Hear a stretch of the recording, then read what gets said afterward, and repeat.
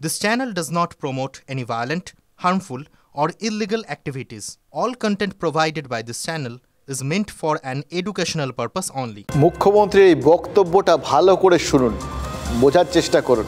মুখ্যমন্ত্রীকে আজকের দিনে এখানকার মানুষজনকে সচেতন হওয়ার জন্য বলতে হচ্ছে, বিভিন্ন রাজনৈতিক দলকে সচেতন হয়ে মুখ খোলার কথা বলতে হচ্ছে।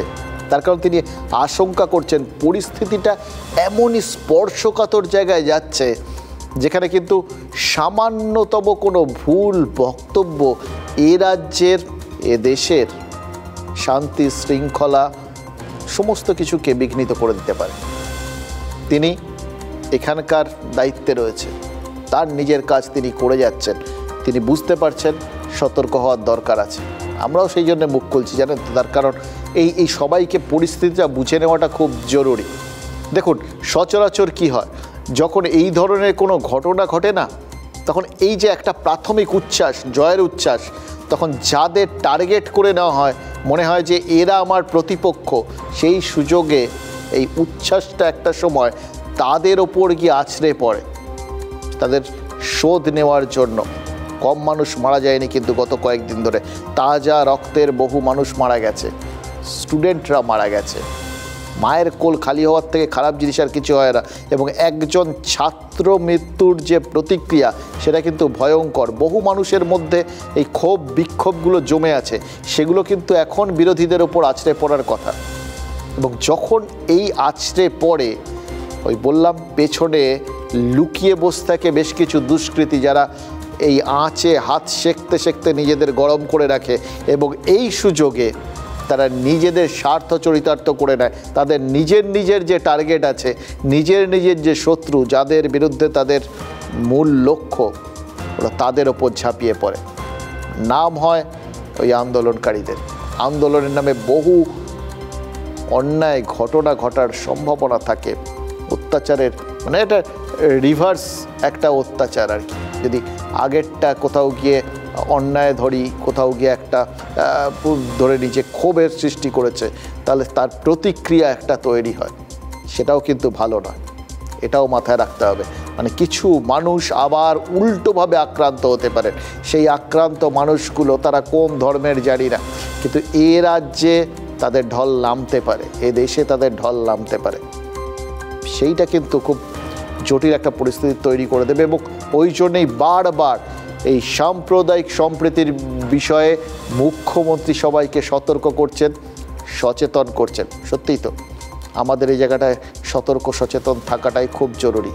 অন্য জায়গায় যা হচ্ছে তার জন্য সহমর্মী হতে পারি, কিন্তু তার জন্য আমাদের এখানকার পরিস্থিতি খারাপ করার কোনো অধিকার কিন্তু আমাদের নেই। এই মুহূর্তে যা শোনা যাচ্ছে, দেখুন, যে নোবেলজয়ী অর্থনীতিবিদ মোহাম্মদ ইউনুসের নাম নাকি বাংলাদেশের সম্ভাব্য প্রধানমন্ত্রীর তালিকায় রয়েছে। দুর্নীতির দায়ে এই ইউনুসকেই কিন্তু জেলে পুরেছিল হাসিনা প্রশাসন। এবার মোহাম্মদ ইউনুস প্রধানমন্ত্রী হলে বাংলাদেশের রাশ কার হাতে যেতে পারে, এ নিয়েও তো চিন্তা ভাবনা করতে হবে। তাদের রাশ কি আমেরিকার হাতে যাবে? কারণ ইউনুস আমেরিকার বিশেষ প্রিয় ব্যক্তি। সেদিক থেকে আমেরিকা যদি বাংলাদেশের পরোক্ষ নিয়ন্ত্রক হয়, তাহলে কি মন্দের ভালো? এই অঙ্কগুলো কিন্তু এখন কষতে হচ্ছে। আমার ধারণা এদেশের যারা দায়িত্বে রয়েছেন তাদের প্রত্যেককেই অঙ্কটা কষতে হচ্ছে। এটার মধ্যে বিষয়টা ওই আমেরিকার মধ্যে ভালো খোঁজার বিষয়টা কীরকম জানেন তো, ওই সুখের চেয়ে স্বস্তি ভালো না, ওই রকম ব্যাপার আর কি। সে যাই হোক, বাংলাদেশের পরিস্থিতি কি হয় তার মানে তার ওপর নির্ভর করবে। ভারত কিন্তু এই জন্য কোনো প্রতিক্রিয়া দিচ্ছে না, চুপচাপ ওয়েট করছে, পুরো বিষয়টা দেখছে, তারপর পরিস্থিতি বুঝে ভারত তার প্রতিক্রিয়া জানাবে। কিন্তু একটা জায়গায় তো বিষয়টা খুব পরিষ্কার, মৌলবাদী শক্তির সাথে কূটনীতি চলে না।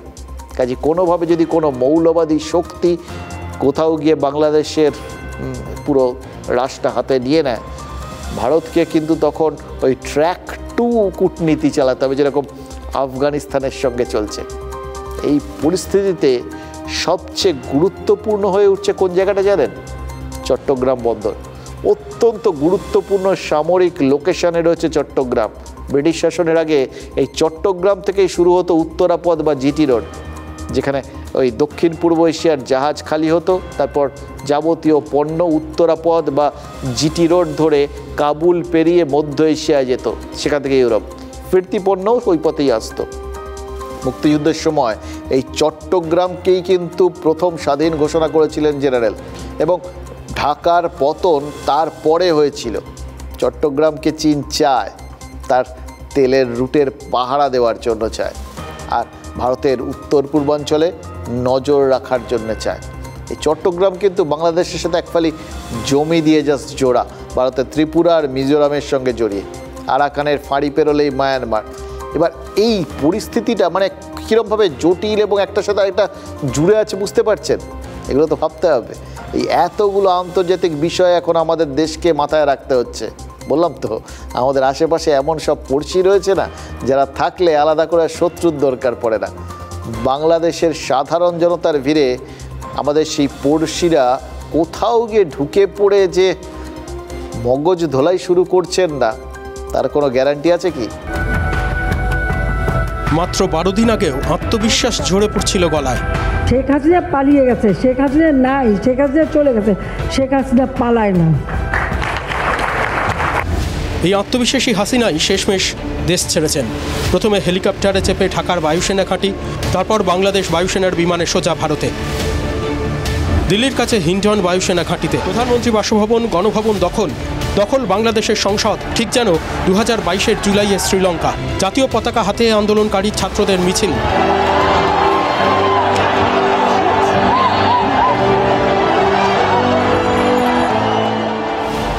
গান, এ কি স্বাধীনতার স্বাদ? ঠিক এই শব্দটাই ফেসবুকে লিখেছেন বাংলাদেশের শিল্পী সলমান মোহাম্মদ মুক্তাদির। স্বাধীন বাংলাদেশিদের গলায় উচ্ছ্বাসের সুর। ভারত বাংলাদেশ ফুলবাড়ি সীমান্তেও উচ্ছ্বাস ধরা পড়ছে। মানুষ চাইলে সবকিছুই সম্ভব। আন্দোলনকারীদের কাছে ভালো হয়েছে, আমাদের কাছে তো মনে করেন গেছে তো মোটামুটি ভালো হয়েছে, দেশ শান্ত হয়ে যাবে। কলকাতায় মির্জা গালিব স্ট্রিট, সেখানে উচ্ছ্বাস। আমাদের বিজয় মিছিলের মূল কারণ আমাদের এই স্বৈরাচার শেখ হাসিনা কিছুক্ষণ আগে ছাত্র সমাজের দাবির মুখে পদত্যাগ করে সে পালিয়ে গেছে। এই স্বৈরাচার খুনি হাসিনা তারা যেই দেশে জুলুম অত্যাচার নির্যাতন করছে, হাজার হাজার শিক্ষার্থীদের অন্যায়ভাবে নিহত করছে, এই হাসিনা গুলি করে আমাদের ছাত্র সমাজকে প্রতিহত করতে চেয়েছে, কিন্তু ছাত্র সমাজ গুলিকে ভয় পায় না। ছাত্র আন্দোলনে শাসকের পতন, হক ছিনিয়ে নেওয়ার উচ্ছ্বাস ছাত্রদের। শুধুই কি ছাত্রদের? আগামী দিনে হকের পাওনা সত্যি দেবে তো নতুন শাসক?